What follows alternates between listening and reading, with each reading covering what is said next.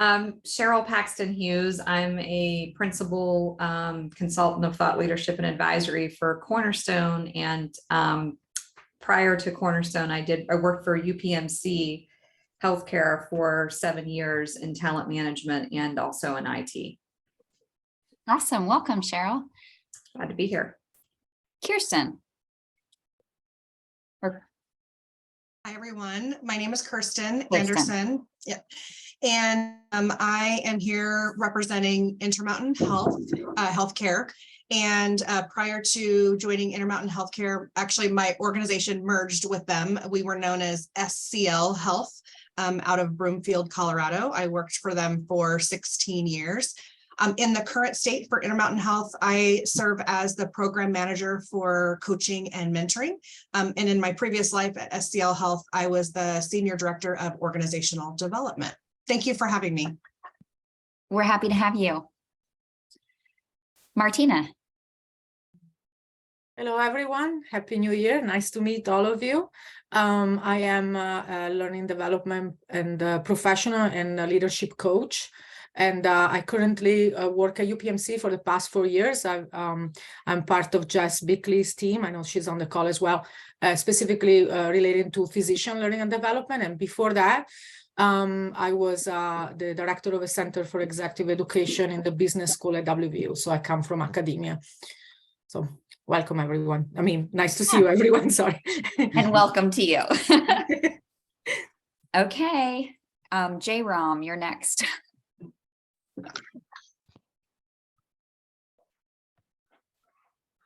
Hi, that J is for Joanna. I'm Joanna, nice to meet you. I'm joining you from Cornerstone and very happy to be here. Prior to joining Cornerstone a year ago, I spent nearly 20 years in education, 10 of which were at Elsevier in the nursing education space and healthcare. And I'm very happy to be here meeting all you. Thank you. Welcome. And Allie. All right. Hi, I'm Allie. I'm also from Cornerstone. So I manage the marketing for the healthcare team. So really excited to be here for our first meeting. Welcome. All right, looks like we have had a lot of people drop their introductions into chat as well. Thank you so much for that. If it is worth taking a moment to skim over that and find people who may have a similar background or area of interest as you, just always encourage you to use this time here to not just take advantage of the conversation today, but look for people who can be peers and collaborators. One of the great parts of Lens is having this network of people that you can reach out to and say, hey, were you talking about this? Can we maybe connect? So I've got a couple of burning questions of my own that I'm thinking I need to reach out to some people on. All right. Well, and do we have our GEM representative, Ren? I don't see her on yet. And so the GEM representative that's going to be joining the leadership development calls for the year of 2022 is named Justine Myshik, and she is based at the University of Minnesota. And so this is for those of you who are new on the call or who haven't had a chance to hear about this, we are partnering a bit more intentionally this year with leaders in the graduate education and health management space. We have a program called GEM internally that brings together kind of these leaders from academia. And so something we're trying is having a representative from the GEM group come to each of our council calls. It's meant to be a collaborative relationship where there's kind of a push-pull. They're understanding what it is that the field of practice needs from tomorrow's healthcare leaders. And additionally, we're able to ask for resources or support around issues that are occurring, research that they may be doing. And so we're looking forward to how this partnership may be able to grow and what opportunities will arise from there. And so if Justine does hop on, I think we'll try to just say hello to her, but that's something you can expect on each of the councils, that there will be a representative coming from that GEM group, just to participate similarly to the way the rest of our members participate. And I am just going to share, I have a few lens updates for us. So I'm going to share this first. Is everyone able to see the screen? Yeah, looks great. Awesome. So I know we went through introductions. If I haven't met you yet, my name is Ren Lovegood. I use the pronouns they, them. I am the senior manager of the Leadership Excellence Networks here at NCHL. And so anything you need related to the Leadership Development Group or any other councils you may be involved in, feel free to reach out to me, use me as a resource. Just some housekeeping items. We are running a cohort this summer in partnership with the Healthcare Coaching Institute. We've been able to secure discounted registration for Lens members. That rate we can talk about a little more. I also can give you information via our website if that's something you're interested in. It is a limited opportunity cohort. So once we reach the 20 participants, we are going to close it. We don't anticipate there'll be a second opportunity for this year. And just to give everyone a heads up, we are 7 slots away from being full. And so if this is something that you're interested in, that you've been eyeing, or that you think might be a good fit for one of your direct reports or colleagues, definitely sign up sooner rather than later if you're interested in taking advantage of that discount. Again, feel free to reach out if you have any questions. We have lots of resources around it. Invoices have gone out to primary contacts. If you have any questions about that, or if you're not sure whether or not we've received payment for your membership, please reach out. I talked a little bit about this partnership that's going to be happening with GEM. In addition to having a representative attend our councils, we're also trying to launch a spring virtual event in partnership between Lens Premium members and GEM. In our agenda, there is just a brief survey where we're trying to capture specific content areas that would be especially valuable to our members, or issues that this potential partnership might be able to solve for this spring event. And so we would love your feedback if you have a couple minutes. I think it's less than 3 minutes to take the survey altogether. And we're going to show a little bit of what we're asking for in the survey in a presentation in a few minutes as well. Our first coffee chat of 2023 is going to be January 19th. I'm moderating part 2 of our disability inclusion series in partnership with Sodexo. We did have part 1 in December. It's available and recorded for those of you who might have missed it. And the January coffee chat will also be recorded. So if it doesn't fit into your schedule, no worries, you can still register, and that 30-minute YouTube link will be sent out to you once it's been uploaded. In addition, and I know I'm long-winded today, lots of updates, so thanks for bearing with me. We're opening our membership program applications January 27th. They'll be open through March 2nd. I know at our last meeting, we had discussed kind of the coaching exchange and the mentorship program, and we had a really robust discussion around potentials for this. So we are trying to incorporate kind of an end deliverable for the partnerships. We are opening things a little bit earlier, trying to keep the applications open a little bit longer to give more individuals who are interested time to apply. We'd really like to be able to offer additional support to our members who may not have a mentorship program internally, or may just with how staffing and healthcare is right now, with everyone being very, very busy, just give you an opportunity to take advantage of this program free of charge. Again, if you have any questions, please reach out to us about that. And now that I've kind of gone through all of those housekeeping items, does anyone have any questions right off the bat that I can answer?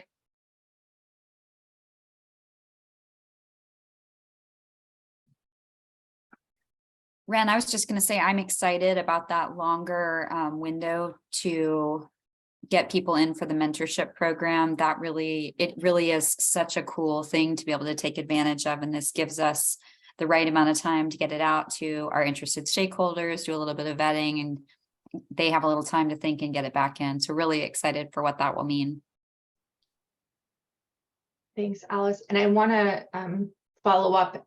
It does not have to be a staff member who is currently attending Lens Councils, if you have team members who you think would benefit from a mentorship relationship, high potential employees who you think would be a great mentee, or team members who would make a great mentor and you think would benefit professionally from the potential professional development of serving as a mentor, would love referrals to that as well.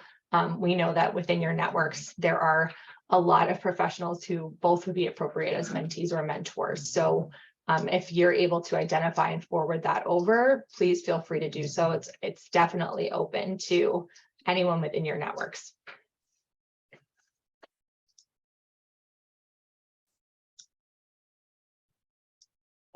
I have just a short presentation about some of the kind of exciting up and coming things that we're working on for 2023. And so I'm just going to kind of go through these very quickly for you. Agenda overview. We have some additional work groups that are coming up. And again, just kind of circling back on the coaching exchange.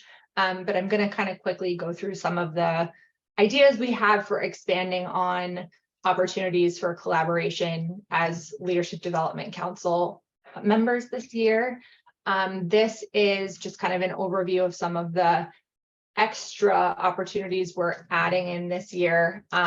We are hosting some calls for a focus group regarding the spring event. So if you have any interest in providing feedback live or helping at all with the support of planning this as a brand new event and benefit, definitely reach out to us. In addition, I am hopeful that some of our members will be willing to kind of work together with me in partnership to evaluate and relaunch this coaching exchange program. And so I'm kind of thinking this might be more of a focus group than a work group, and an opportunity for maybe small groups of people to get together and brainstorm what has and hasn't worked in the past. For those of you who have team members on DE&I and well-being, there's going to be some additional work that they'll be doing on their councils as well. And then later in the year, I have kind of a repository collection and potential for in the months that we don't meet for leadership development, having more of a training, and I'm going to get to that a little bit later. In terms of the spring Lens Gem event, and you don't need to read these through, it's been included in the invite for today, but we're really just, what we're looking for right now is some support around what the topics and content areas really should be for this event and how we can make it valuable and beneficial to the work that you're all doing in your jobs right now. I think dependent on your role, you may have different things in areas of need or pain points. And it's important for us to try to make this inclusive and make sure that you're getting support around where those areas of need are. And so the more individuals we can get to help us consider some of these options for content areas, the more valuable we can make that for you. The link for that is included in our agenda today, but I will send it out after the meeting as well. In terms of the coaching exchange work group, objectives for those who would kind of come to this work group or to a focus group are to evaluate the prior coaching exchange formats and proposals, integrate the perspectives and needs of members into the coach exchange program, and then incorporate and redesign a sustainable yearly program that we can launch starting in summer of 2023. That would be something we'd do on a yearly basis. What we've been hearing is that across membership, there's a need both for coaches and for individuals to be who are coaches to have hours and opportunities to coach. And we've found that interorganizational coaching can be really meaningful and provide additional opportunities for advancement and professional development.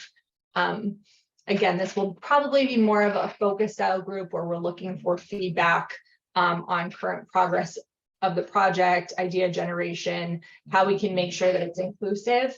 One area I'm really looking for some support around is a challenge that I'm foreseeing, which is how do we make this equitable across organizations, make sure that people have equitable access, that we can place as many coaches as possible, that it's a valuable program that's actually helping those who are participating in it, and that we're able to, I guess, support depending on level of need, each organization. So there may be some organizations who have a whole bunch of coaches who need hours, and other organizations that have more of a need for individuals to be coached. What does fairness look like in terms of membership opportunities to have access to this program? And I think that's going to be one of my key thoughts as we're planning this for a sustainable program. I'm going to pause in case anyone has questions at the moment while we're going through on coaching exchange.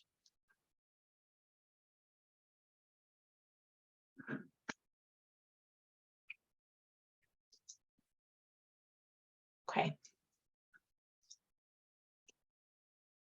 Something else that I'm interested in trying to launch this year is a learning and development project. So there's two ideas that I have. One was inspired by Alice in terms of this idea that people who are working in learning and development, organizational development, training, HR are often the ones that are training their team members. They're often the ones who are coaching other people. And they are not always getting to engage in trainings themselves. In addition to that, with our organizations running very lean right now, there may be unmet needs in each of our organizations regarding access to certain learning and development training products or certain types of trainings that, although the organization would really benefit from and people want to design and implement an organizational training around it, that the access or the finances behind it or the time and resources just aren't there. And so the idea behind this would be kind of creating a repository where a member organization can identify a training that they've designed, implemented, and have some data behind for their organization, and essentially put into this repository a video of them doing the training or engaging in the training, resources that can be modified and scaled to be used in one of our other member organizations, for the purpose of kind of, if you share a training, then you have access to the other trainings that other team members across Lens are sharing as well. And so then it becomes kind of this shared resource where we as members have access to training resources that we otherwise wouldn't, just as a benefit of having shared into that space. The other idea is that later in the year, probably in August and October, which are our off months, that we could host a training, either led by a Lens member, which would not be at cost. That's like a train the trainer program where people can sign up, they can come to an online program, they can be trained in how to implement a specific training that's valuable to their organization, by a Lens member volunteer. If that's not of interest and there's a different specific certification program that's of high interest across leadership development members, that we might be able to get a discounted rate to be able to get people trained in, similarly to what we do with the ICF coaching program. So if we could identify a program that was of high value across leadership development membership, that we could get a discounted rate for people to be able to participate as a cohort in a train the trainer program, or a training that they could then bring back and implement within their organization. And these ideas are still in development. We have not done anything like this in the past, to my knowledge, but I'm trying to find additional ways for us to really bulk up the opportunities for collaboration and the resource allocation that we have amongst Lens members and access to that. So I would love feedback or questions if anyone has any. And we have a couple questions in the chat as well, Ren. Okay, let's see. So Mark, yes, I think it would be a variety of topics, and I would think leadership skills and components, subcomponents of that would probably be something we would want to highlight. Mm-hmm. And then Ren, the question from Casey is about just the difference between the coaching exchange and the mentorship program. Sure. So this was actually something we talked about a little bit, I think on the last call, was like, what's the difference between a coach and a mentor? And I think that Marguerite Sams actually ended up sending out a resource, and Casey, I'll send it out attached to this email when I send out the agenda and this, any notes from the meeting as well. That there's kind of different roles, right? In terms of a manager, a consultant, a coach, or a mentor. And I think whereas mentors work, I'm trying to think of exactly how we defined it. So I think mentors are a little less formal in terms of the programming. They might be helping to give feedback on very specific things. It's very mentee led. And I think coaching is a little bit more formal in terms of how it's laid out, what you would be working on, the structure, how long you work together. Alice, I'm wondering if you have any feedback based on. Yeah. I would add that for us, the way we define the difference in part is both coaching and mentoring as a one-on-one kind of long-term relationship between two people, but coaching would be defined as a long-term conversation for behavioral change. And the coach is somebody who has been formally trained in executive coaching as a skill set. So that they're a skilled expert in their field. They may not be certified yet because they do need 100 hours of coaching before they can sit for certification. So there's a real advantage to coaches in training to have completed the formal part of it and then use this to maybe expand their pool of coachees. But the people who can coach are people who have been formally trained to be coaches. And it's really question-led and focused on behavior change for the individual.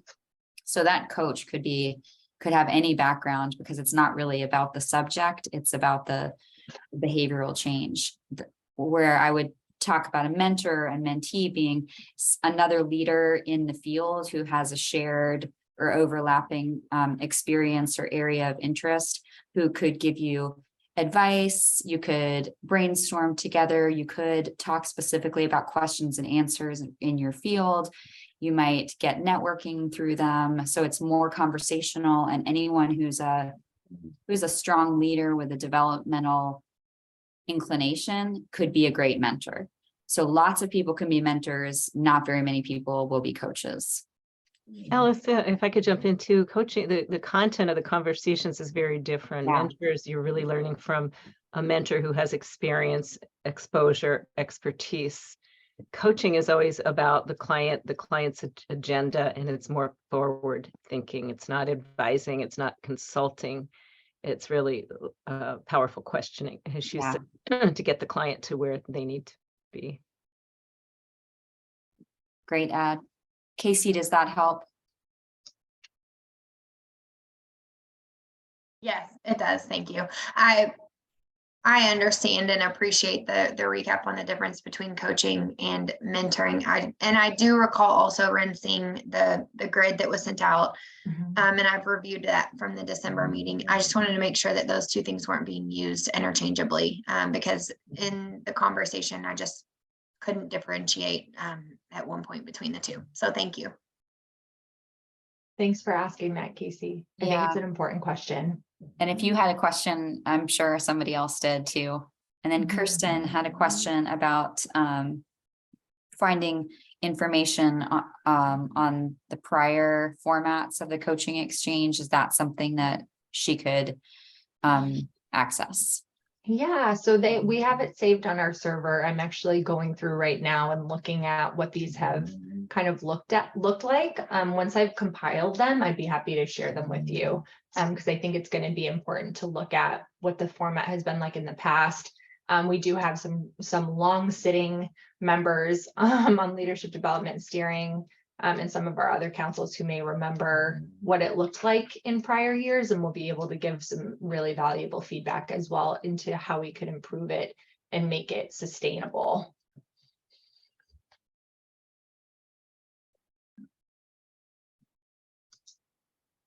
Okay. And if anyone has thoughts, comments, suggestions, questions at any point, I love them. So. Sorry, I Ren, thought I lost you for a second.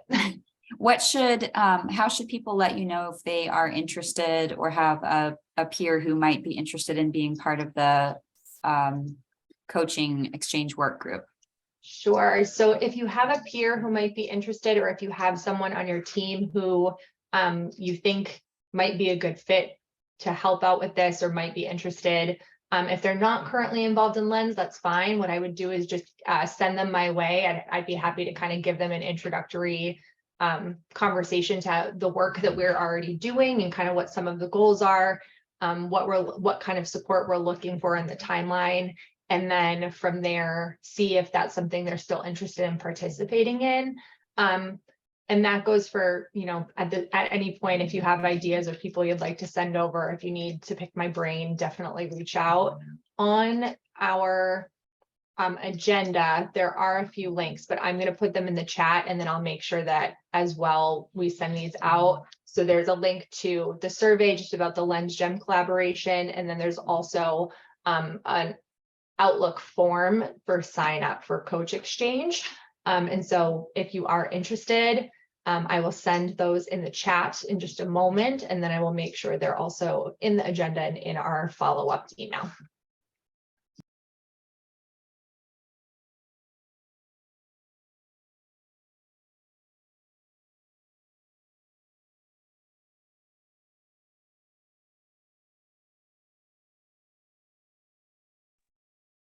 And from there, I think we were going to go into a conversation, Alice, about leadership accountability. I think one of the first questions that we had was, how is your organization building leadership accountability? And I think this is an interesting question to dive into. So I will let you take over if that's okay. Okay. Yep, I am just taking a look at the agenda to refresh myself. So the questions that we want to talk about are how are you building leadership accountability? Do you have a formal system for training leaders and creating a culture of accountability? And if you have implemented an initiative with this aim, what happened and how are you measuring your results? So just in case it helps to have, oh, there they are in the chat. Great. In case it helps to have an idea of where we're headed in this discussion. So I would welcome anybody to jump in and get the conversation going. And then I think it'll probably roll smoothly from there.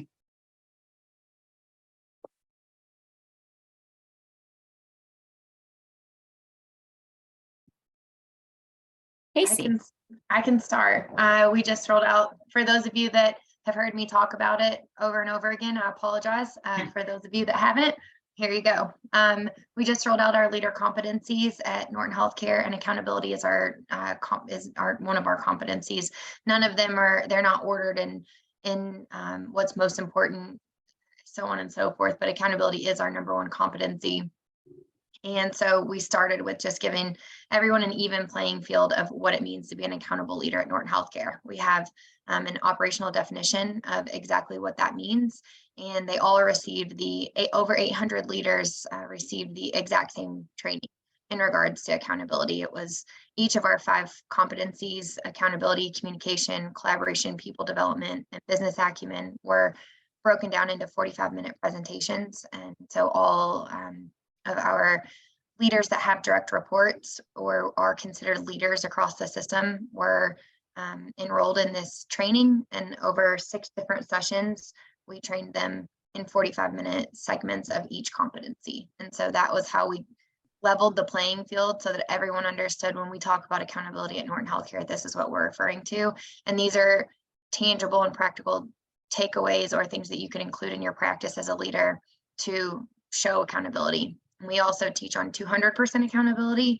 That means 100% accountable for yourself and 100% accountable for speaking up as needed on behalf of others, as you see that as well.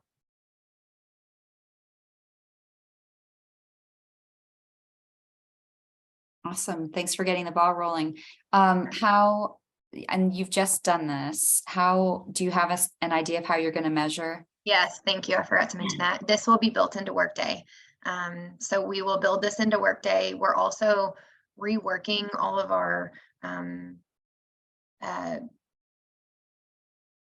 trying to remember what we're calling them because I just had the meeting this morning, but when our competency checkoffs, for lack of remembering exactly what we're calling it, our competency checkoffs for new leaders, that all 5 of these will be incorporated into checking them off on these competencies. And the challenge has been, how do we make it as objective as possible so that this isn't subjective, to reduce any EIB concerns that may come into play, and how do we make sure that we're getting our leaders the training that they need based on these 5 different competencies in the areas that they need them in. So it will be built into Workday. It'll be a Likert scale 1 through 5 on the scale.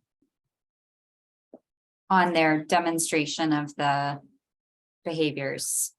Correct, for each of the 5 competencies. And they also are they filled out a pre-assessment before the training as well. Awesome.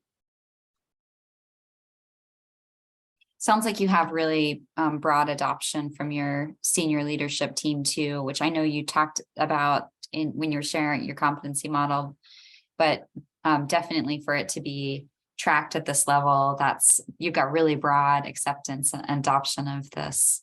Yeah, we had to, or otherwise we recognized it wouldn't be successful. It took a long time though.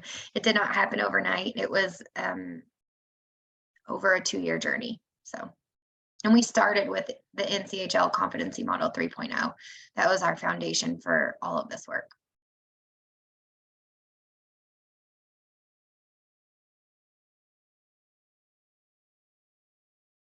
Awesome. Appreciate Casey kicking us off. Anybody want to follow up with a question for her or want to share what your organization is doing?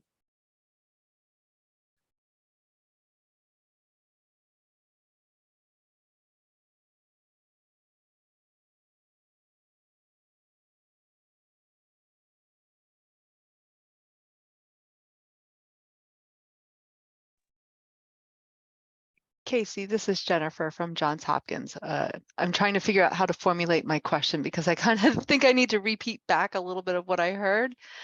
So you have 5 leadership competencies that are based on the NCHL 3.0, but you kind of massage them, I guess, a little bit to be reflective of your organization. That's correct. Mm-hmm. And so people, are they evaluated annually on those, or is it just kind of like once we've rolled it out now, we have these 5 videos for you to watch and we're going to assess you on those? I guess it'll be annual. It will be. It'll be annual. And we just finished this training. So some of this is still, the nuances of it are still being worked out, but this will be annual. We won't begin this until 24 though, because we don't go live with Workday until 23. So I don't have all the answers and we don't have it all figured out yet. I've got a little bit of time to figure this out. But we wanted them to know what these competencies were. And so this is the model that we created. The 3 words under each of the headers or the 3 words that we focus on. And just for clarification, we didn't create like a video or a module for leaders to click through. Everyone was asked to attend an in-person session from 9 to 3:30. And we had senior leaders kick the session off, and then we had senior leaders close the session with a question and answer as well. And I think that had we of course talked about the ask, knowing that staffing is a challenge, and how are we going to ask our leaders to step away from this, from their other competing priorities. But then we asked the question, how do we not? Right. We really needed a reset, and we had to give that to our leaders. And over 90% of our leaders that attended were very complimentary of the time. We thought that would be the biggest issue, and some of them asked for more. So then this was the operational, these were the operational definitions, and they are based on the NCHL model.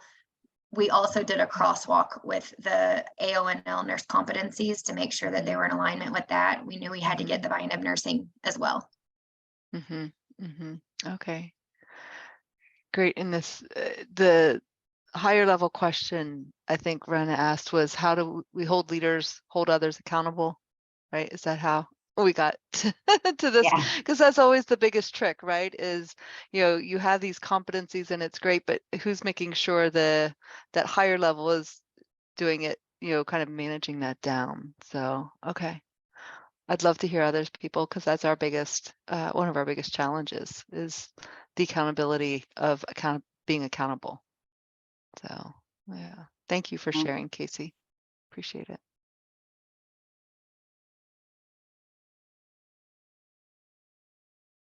I'll just share, I don't have an answer to this. I'm with Jennifer in the question. We don't have accountability as one of our competencies. We have a robust competency model that we use, but this isn't one of them. We have components of that throughout, but it's something that there's been a lot of conversation around.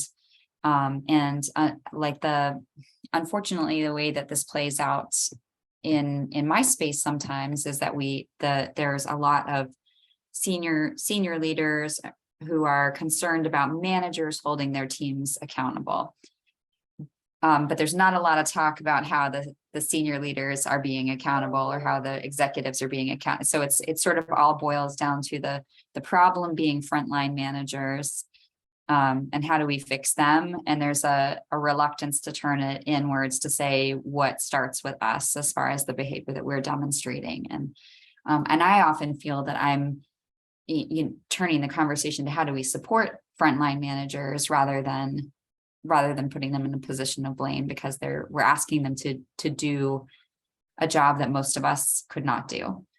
So that's the tough thing, is I would love to have more conversation around accountability, but I need to get the conversation elevated so that we're not starting with the people who are right now, I think, squeezed the most. So I only have a problem to add, not a solution. So I'll pile on with Alice. I think one of the challenges we have at Cone Health in this space, and we are very much reckoning with accountability right now as well, is the idea of there has been a diagnosis, if you will, that one of our challenges is people's unwillingness to have difficult conversations, both to step into that space and be a part. Let me say that again, both to step into that space, i.e. I want to have the difficult conversation, and then the person you are speaking with receiving it well, or, it being a mutually respectful and trustworthy conversation. So I think, one level down maybe from accountability is where we're thinking about needing to put a good deal of resources, and that will, the hope is not a hope's not a strategy. The plan is that would lead to a higher level of accountability if we're able to have more open and honest conversations at all levels of the organization. So again, not a solution, more just thought around what we're doing. Thanks, Melissa. Cynthia?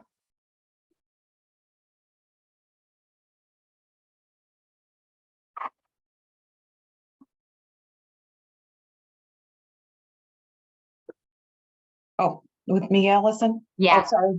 And I didn't realize I took myself off mute. Sorry about that.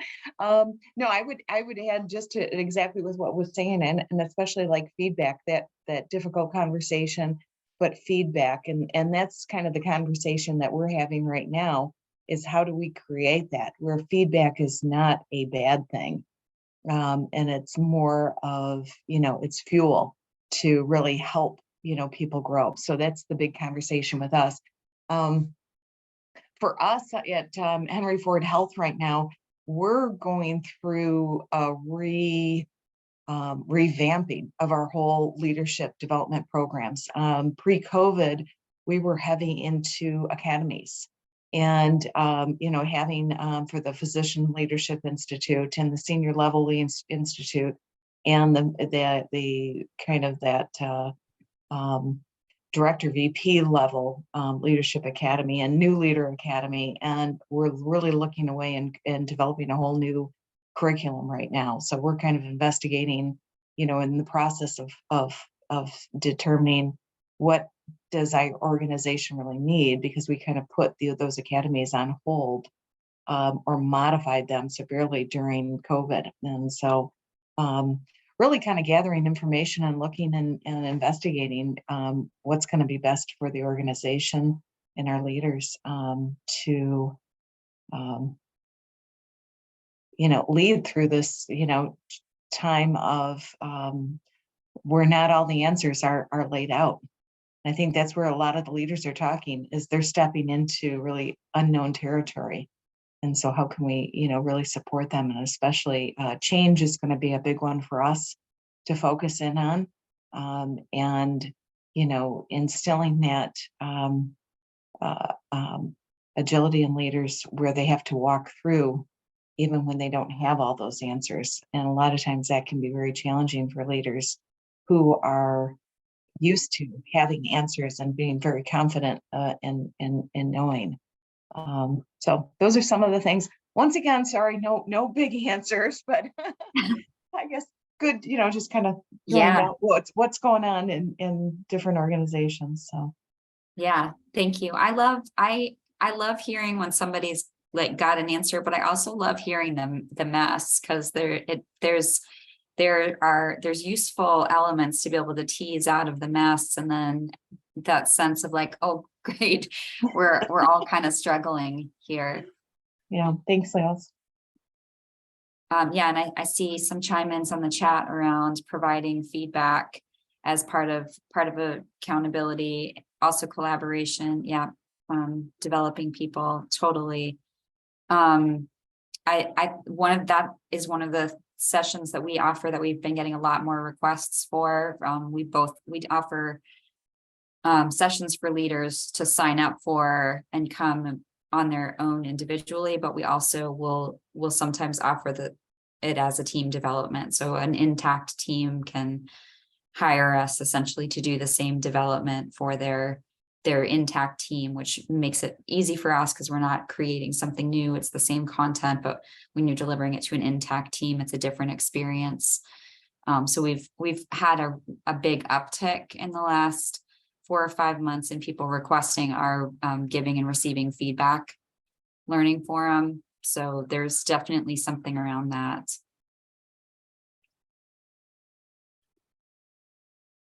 Obviously, we know it's important, but there's like something in this moment that's making people ask for it. So maybe some tough conversations. Anybody else chipping away at it? I think the conversation around feedback too gets to, maybe even if you're not talking about accountability discreetly, are there behaviors related to that you're either hearing about or working on with your populations?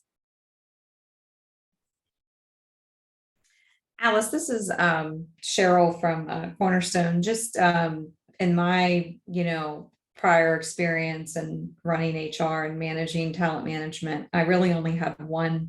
I hate to be the bearer of bad news, but I only had one experience where I worked for a truly accountable organization in terms of the leadership. And it probably goes without saying, it has to start with the CEO.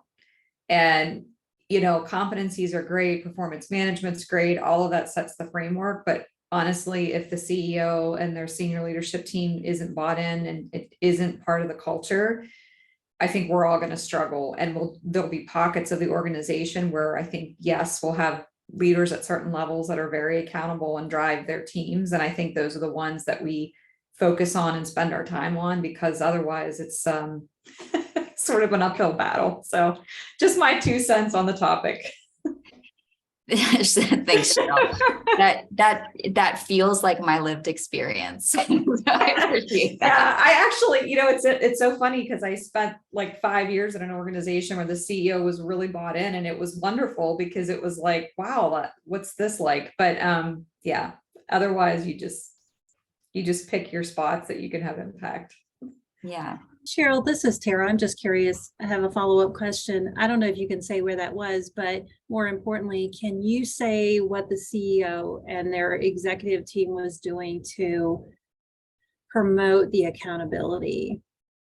Like, what were the activities or the behaviors or actions? That's a great one. Yeah, that's a great point. Yeah, so the behaviors, I would say first and foremost, the CEO, and this isn't about like them taking an interest in people, but it is in a way. Like the very first day that I joined, I was the head of HR.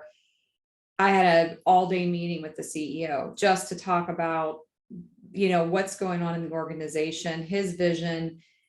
He was a highly ethical person. I mean, very driven by the right moral principles. Most of our conversations were, how should I be looking at this, right? And how should my team be looking at this? And how should I be managing people when they're not following what we're supposed to be doing, even if they're generating lots of revenue for the organization? And so we chipped away, and part of this is, as you all have mentioned, is he had tough conversations. He obviously had me in there as his senior HR representative, but he had very tough conversations with leaders, and we did dismiss quite a few people who had been there for over 20 years because they just were allowed to continue. So I think honestly, I think some of it was also, I didn't have any, I was very direct. I wasn't worried I was going to lose my job. I just spoke up and said, here's what I think you should do,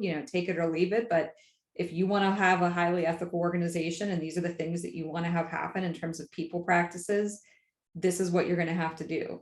If you're not prepared to do that, then you're going to get mixed results. And so it was just that kind of partnership. I was at a much smaller organization, so there were a lot less politics. It was much easier to address problems right away, right? In larger organizations, that becomes more complex or harder to do. But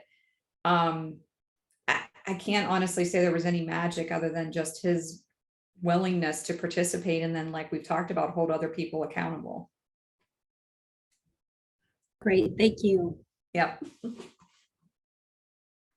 Carol, I would agree with everything that you said. We would not have been able to roll this out without the support of senior leadership at Norton Healthcare. And also wouldn't have wanted to be quite honest. If we didn't have their support, we knew that it would have been a waste of time. I think that we talked a lot about our competencies as a lens through our values. So every organization has values, but do we actually live by the values? And our values are hanging on every wall in every conference room across our organization. And for a while, it felt like that's all they were. So as we had these conversations about competencies, we talked about, what do our values look like in action? So if we say we respect every person, what does that mean? And what does that look like? And if we say that we're a good steward of our resources, what does that mean? And what does that look like in action? And same with the other 4 of our values. So for us, it was an opportunity to look at the values that are hanging on the wall in every boardroom or in every conference room, and then to say, we are an organization that doesn't want these to just be words on a wall that employees know and can repeat, but we want them to be actionable, and we want them to be measurable and observable.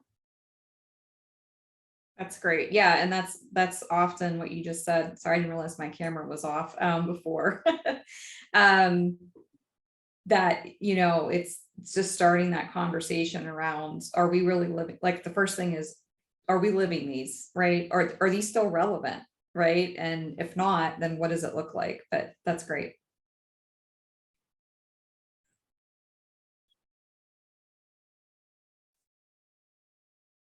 Is anybody finding in the current moment a tension between empathy and accountability?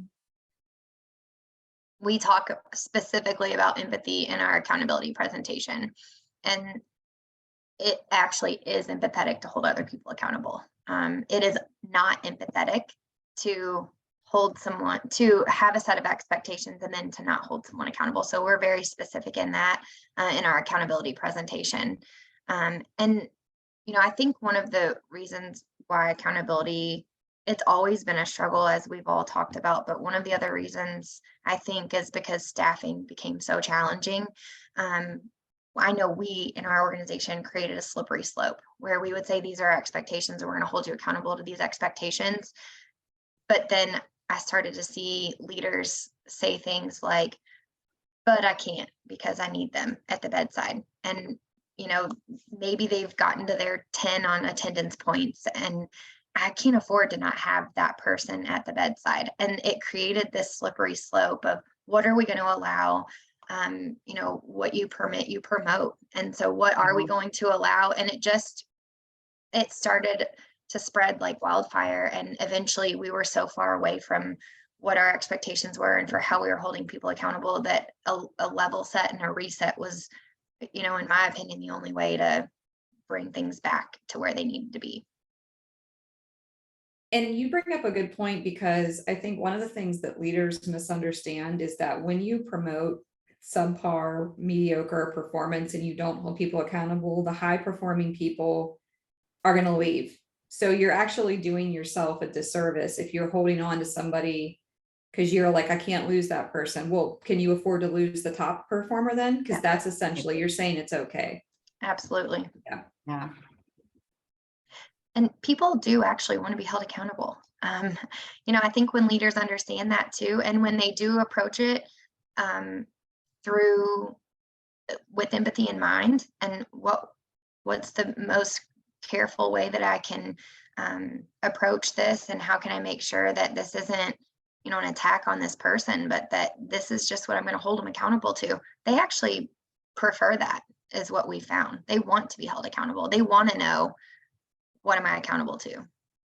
And then they want to see you do it time and time and time and time again.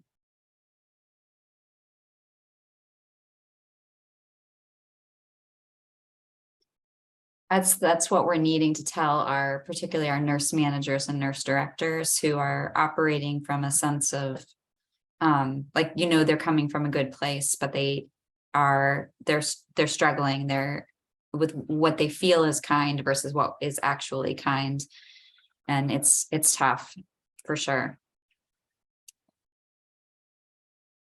But yeah, and like you said, how can you afford not to address it? So. All right, great discussion. We're almost out of time. Is there anything that somebody has been just waiting for the perfect pause to say?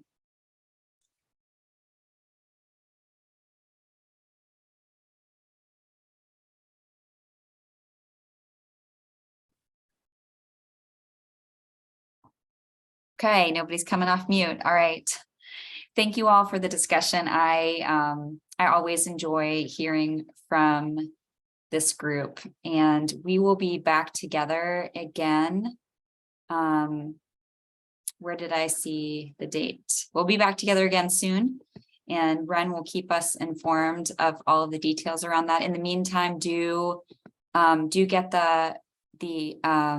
if you've got people you want to add to the coaching work group, the more voices we have in that, the better the end product will be, and do consider having people join the mentor exchange. That really is a rich offering. So look forward to talking to you either next time we meet or in between. Everybody have a wonderful day.